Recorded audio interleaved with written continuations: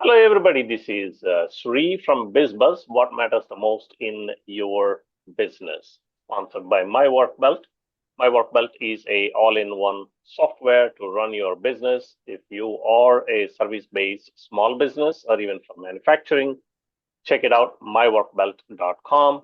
That can ease your pain in running the business. Today, I have a guest, Craig Andrews. Craig is a principal ally at alliesforme.com. They are one of the most trusted marketing firms located in Texas. Check them out, alliesforme.com. Craig, how are you doing today? Sri, I'm doing wonderfully. Always good to see you. And we were talking about the Texas floods. Stevie Ray Vaughan had a song saying about how it's raining in Texas. And just That's like right. anything else in Texas, we don't do anything in proportion. God doesn't do anything in proportion with Texas. When it Nope. rains in Texas, it's like God kicked over a bucket in heaven and just dumped a whole bunch of water on it at once. That's what happens. Right, that's true. Either the people flooding into Texas, people will flood into Texas. People water flooding into Texas, they will flood into Texas. Yeah. Anyway, so we were talking about the businesses and how to design their service or product offerings, and that such a way that they can encourage the buyers or prospects to pick a choice opposed to being concerned or not pick anything at all. So Yeah. tell us a little bit more about, is there any fundamentals or is there any points that we should keep in mind when you're designing product or service offerings in the market? Yeah, there's two boundaries. Let's think about it in terms of two boundaries. Hmm. One, you need to have more than one option. Without There's a options, customer is not going to be happy about it.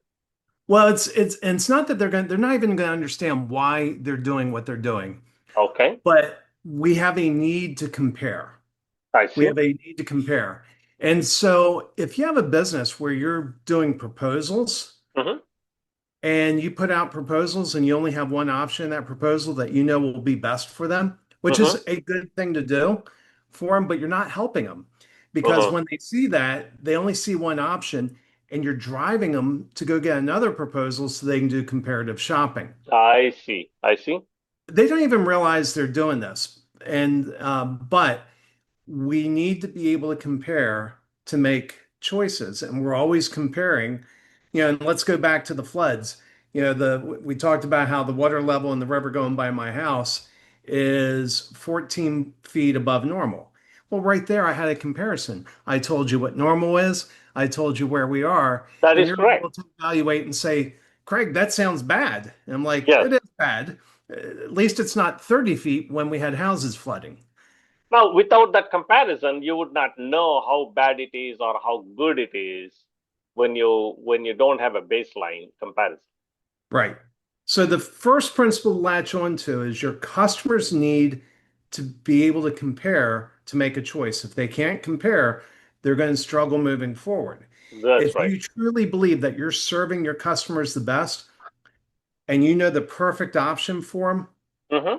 you will include that option amongst, I would say, one or two other options. Mm. That's a way of serving your customer to help them make that decision. On the other side, you don't want to have too many choices. Yes. So there's a saying in marketing that a confused mind doesn't buy. Correct. A confused mind. And let me give you an example of this. A number of years ago, our kitchen faucet broke. Uh-huh. And so I grabbed my wife. I said, let's go down the Lowe's. Let's figure out what our next faucet, for the next 10, 15 years is going to be. And you've probably been in Lowe's. You walk in there and you see Yes, this yeah, yeah. wall of Wall full of faucets. faucets. Yes. And I'm watching her and she immediately freezes. And And so I realized what I needed to do. And I said, you know what? Let's look at these five right here. Hmm. Ignore everything else. These five, tell me what your favorite is. And she picks one. I said, okay, let's go to these five. What's your favorite? And she picks one. I'm like, okay, between these two, what's your Which favorite? one? So you're basically a big flood of faucets down to narrowing down to two, so she can pick one of those two. Yeah, and we had to do that several times because there was way more than Yeah, 10 yeah. faucets on the Of wall. course, of course. But that what I saw, and because I do what I do, I was able to recognize what was going on, why it was happening. I was like, Right. we're not walking out of here with a faucet unless I can help her Unless break we this. narrow it down. So those are the extremes that you need to operate between. Mm. The I like to have three. Mm-hmm. I like to have three options, Mm-hmm. not two, not four, three options. Mm. And within those three options, you can do different strategies. Mm. And one strategy that's most commonly used, you've seen it on almost every website you go to, and I call it the three little bears strategy. Mm-hmm. This one's too small. Yep. This one's too big. This is This too one's just perfect. right. Just right. And it's often highlighted and what have you.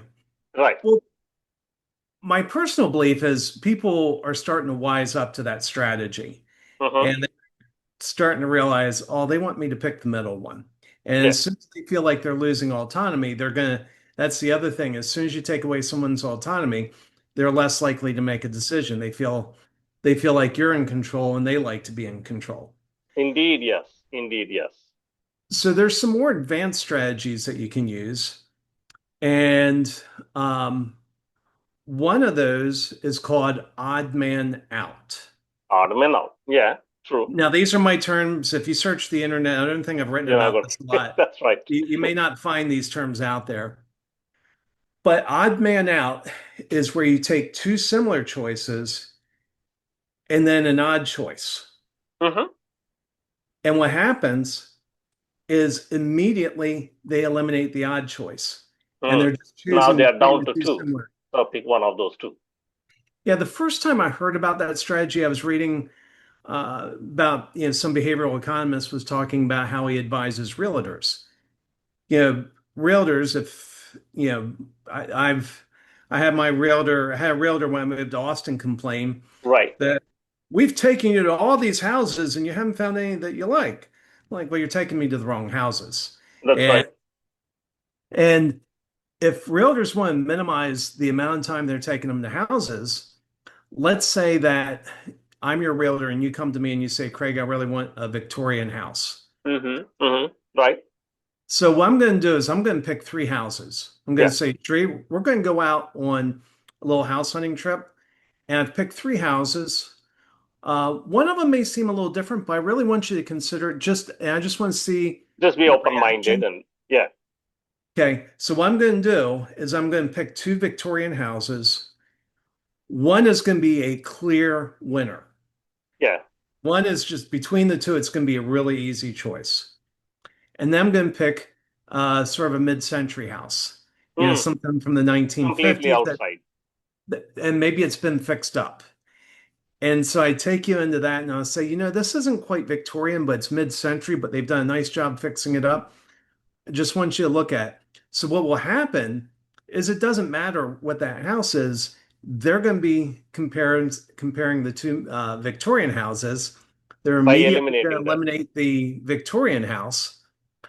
And uh, and because you've carefully picked the two Victorians where one was a clear yes and one was a clear no, if they really like that, they'll They're just say, going to go let's with go that. with Yeah. this.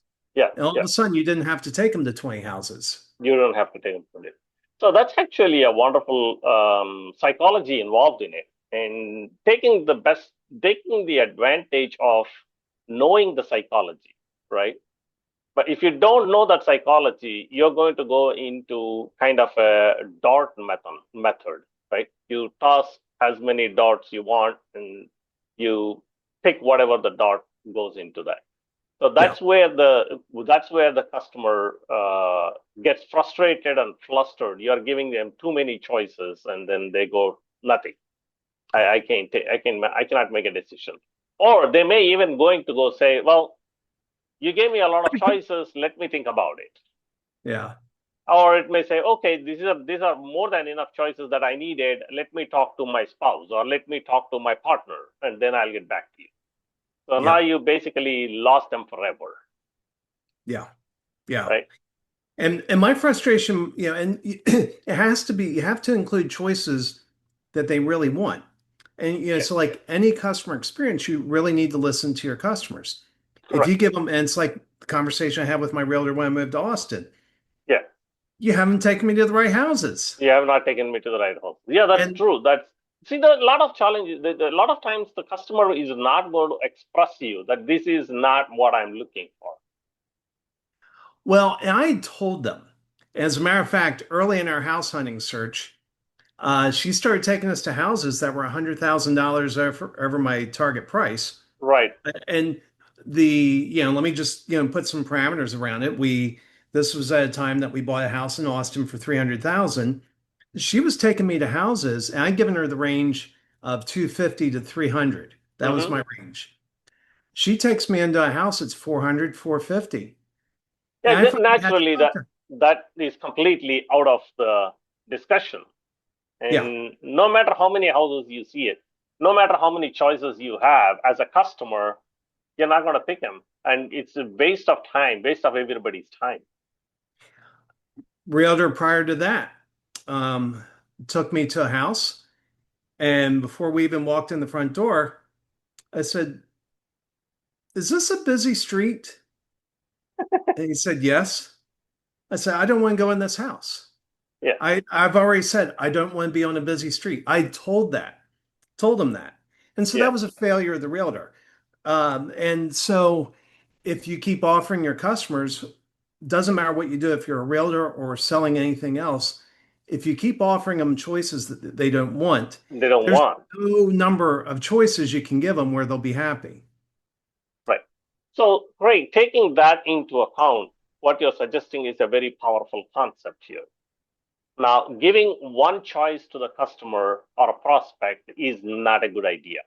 Hmm. By inherently, you're saying that uh, human psychology naturally we look for comparisons, right?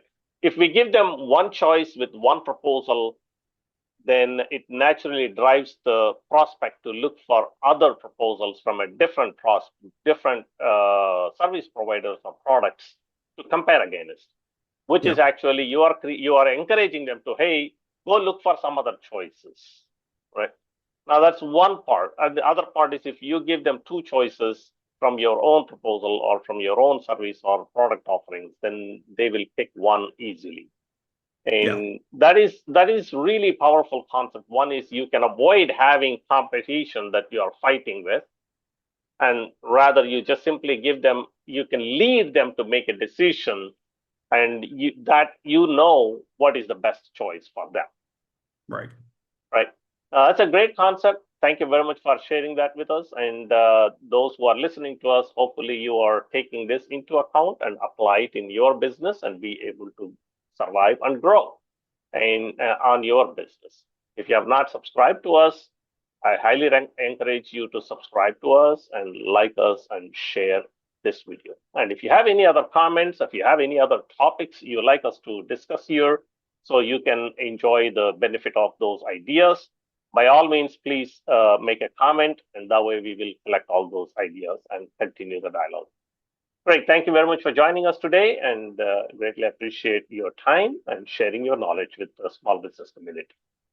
Thanks for having me, Sri. It's always a delight. Excellent. Until now, until next one, bye now.